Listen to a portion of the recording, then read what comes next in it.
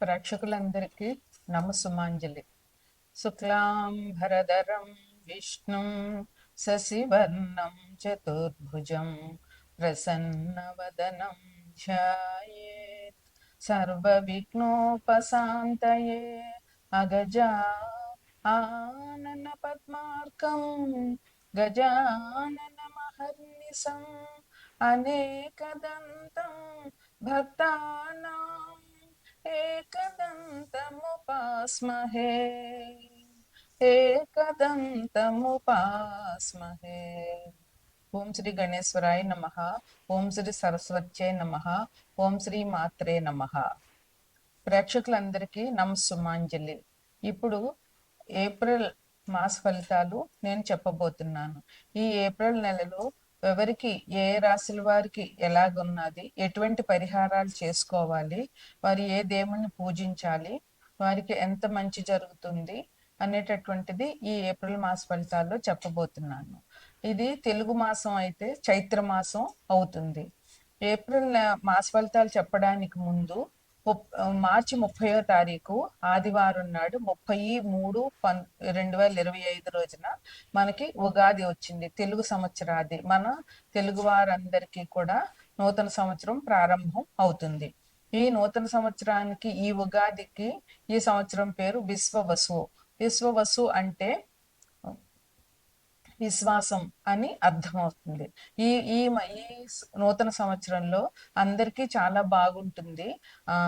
ఆదాయం వృద్ధి అవుతుంది. గురువు అన్ని రాశుల వారికి కూడా మంచి శుభ ఫలితాలు ఇవ్వబోతున్నారు. అట్లాగే అన్ని రాశుల వారికి కూడా చాలా బాగుంటుంది. దైవానుగ్రహం బాగా ఉంటుంది. ముఖ్యంగా చెప్పుకోవాల్సింది ఏంటంటే ఈ సంవత్సరం అందరికీ, విద్యార్థులకి, వ్యవసాయదారులకి, ఉద్యోగాలు చేసే వాళ్ళకి, అన్ని రకాల వాళ్ళకి, చేతివృత్తుల వాళ్ళకి, ఈ ఇంట్లోనే ఉండేటటువంటి వాళ్ళకి, అందరికి, పెద్దలకి, పిల్లలకి, అందరికి కూడా ఈ ఈ విశ్వవసు నామం సంవత్సరం చాలా బాగుంటుంది. అందువల్ల ఈ సంవత్సరం అందరూ సుఖంగా సంతోషంగా ఉంటామని చెప్పవచ్చు. సకాలంలో వర్షాలు కురుస్తాయి. నీళ్ళకి ఇబ్బంది లేకుండా ఉంటుంది. ప్రస్తుతం ఇబ్బంది ఉంది చాలా చోట్ల, కానీ అది తగ్గిపోతుంది. మంచి వర్షాలు పడడం వల్ల వచ్చే సంవత్సరానికి మనకి బాగుంటుంది. అయితే ఇది ఈ చైత్ర శుద్ధ పాడ్యమి 30/3/2025 అయింది తెలుగు సంవత్సరాది. ఈ ఏప్రిల్ నెలలో ఇంక వచ్చే పండుగలు ఏంటి అంటే ముఖ్యంగా ఉగాది మొదల నుంచి వసంత నవరాత్రులు ప్రారంభం.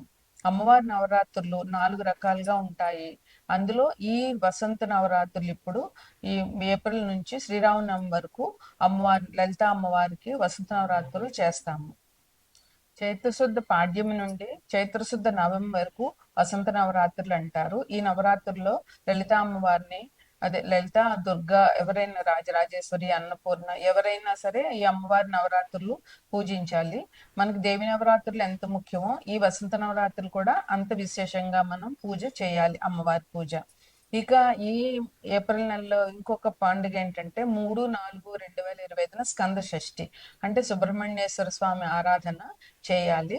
సో అందరూ సుబ్రహ్మణ్యేశ్వర పిల్లల కోసం కావాలనుకుంటున్న వారు, ధైర్య సాహసాలు కావాలనుకుంటున్నారు, ఎవరికైనా కుజగ్రహ అనుగ్రహం సరిగా లేదని అనుకుంటున్న వాళ్ళు, వీళ్ళందరూ ఈ స్కంద షష్ఠి నాడు పూజ చేయడం చాలా ఉత్తమం. ఇక 16/4/2025 సంకష్టహార చతుర్థి, అంటే మనకి గణపతి పూజ ఈ రోజు విశేషంగా చేస్తారు. ఉదయం నుంచి ఉపవాసం ఉండి సాయంత్రం 6 గంటలకి వినాయకుడు పూజ చేసి చంద్రుణ్ణి చూసి భోజనం చేయాలి. ఇది సంకష్టహార చతుర్థి. మనకు కావాలని తీరని కోరికలు ఏమున్నా, ఏ రకమైన కోరికైనా సరే తీరుతుంది. ఈ గణపతికి గరికతో పూజ చేయడం ఈ రోజు విశేషం. ఈ సంకష్టహార చతుర్థి మేనరాశి వాళ్ళు, రేవతి నక్షత్రం వాళ్ళు, వారి జాతకం ప్రకారం రేవతి నక్షత్రం వాళ్ళు ఈ సంకష్టహార చతుర్థి తప్పకుండా చేయాలి. అందువల్ల ఇవి మనకి ఈ మాసంలో ఉన్నటువంటి పండుగలు. తదుపరి వృశ్చిక రాశి. ఇది ద్వాదశ రాశుల్లో 8వ రాశి అవుతుంది. వృశ్చిక రాశికి అధిపతి కుజుడు.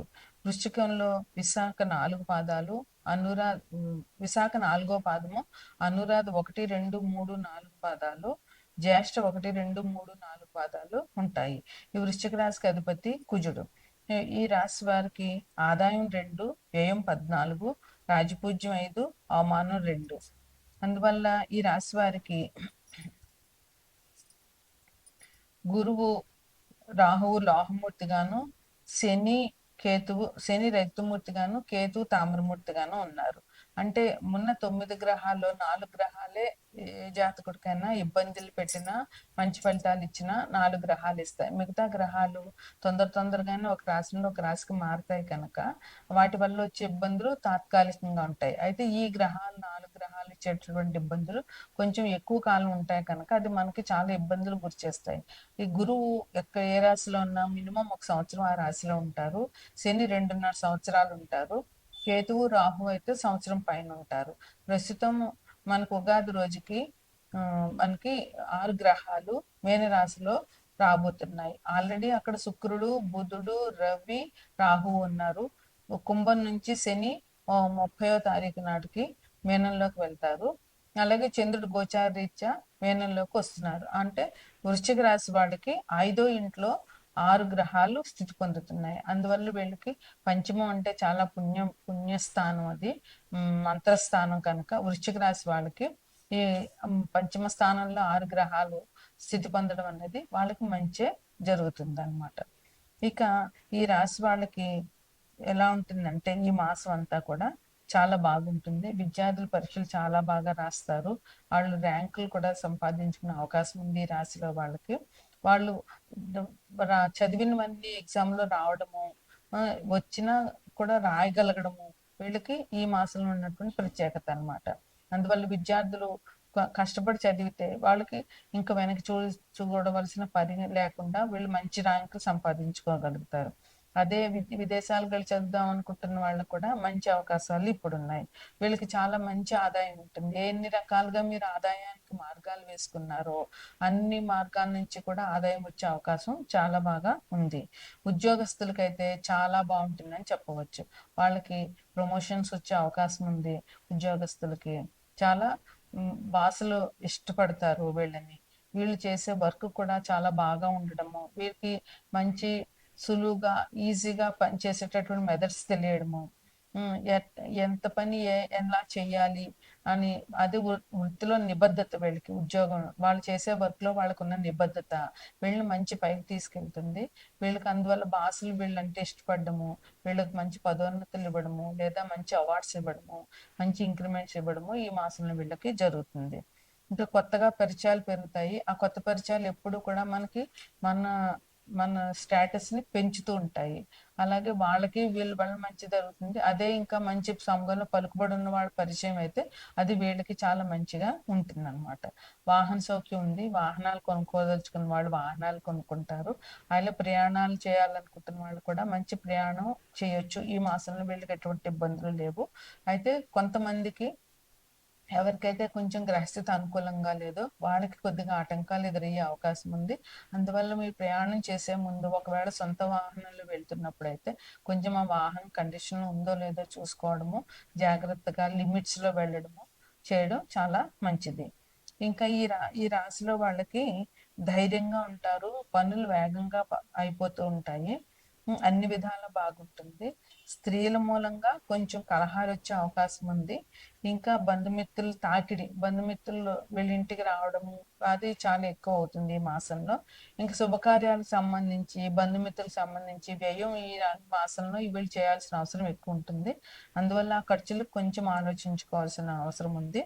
ఇక ఈ రాశి వారు చేయాల్సిన పరిహారాలు ఏంటంటే గురు రాహువులకి జపాలు చేయించుకోవడము, విష్ణు సహస్రపారాయణం, లలిత సహస్రపారాయణం చేయాలి. అట్లాగే మనకి సరస్వతి నది పుష్కరాలు వస్తున్నాయి మే నెలలో. ఆ పుష్కరాలకు వెళ్ళడము, అలాగే ద్వాదశ జ్యోతిర్లింగాలు, అష్టాదశ శక్తి పీఠాలు వీళ్ళు సందర్శించడం చాలా చెప్పుకోదగినటువంటి పరిహారాలు.